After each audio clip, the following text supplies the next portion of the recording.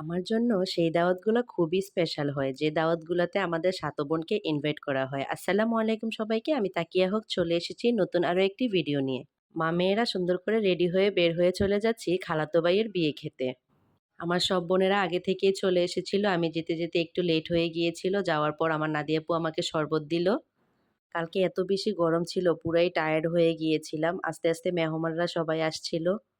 ৭ বোন একসাথে হয়েছি, আমাদেরকে আর কে আটকায়? আড্ডায় মেতে গিয়েছিলাম আমরা সব বোনেরা একসাথে। আমি বাইরে চলে গিয়েছিলাম আমার মেয়েদের জন্য খাবার নিয়ে আসতে। বাইরে প্রচুর গরম, সেখানে বসিয়ে তাদেরকে খাওয়ানো যাবে না। তাই প্লেটে করে খাবার ঘরে নিয়ে এসে তাদেরকে খাইয়ে দিচ্ছিলাম। আপনাকে যদি মায়ের পর কেউ ভালোবেসে থাকে তাহলে সেটাই হচ্ছে আপনার খালা। আলহামদুলিল্লাহ, আল্লাহর রহমতে আমি অনেক আদর এবং যত্নবান ৩ টা খালা পেয়েছি। আম্মা মারা যাওয়ার পর খালারা আমাদের অনেক খোঁজখবর নেয়, অনেক যত্ন করে। এটাই আমাদের জন্য অনেক কিছু। আম্মা মারা যাওয়ার পর যখন আমরা খুব খারাপ সময়টা পার করছিলাম, তখন আমাদের এই বড় খালা আর খালু সকাল ভোরে আমাদের বাড়ি থেকে চলে যেত আর রাত্রে হলে আমাদের কাছে চলে আসতো। রাতটা আমাদের কাছে থাকতো। সব বোনরা একটা টেবিলে গোল করে বসে গেলাম খাবার খেতে।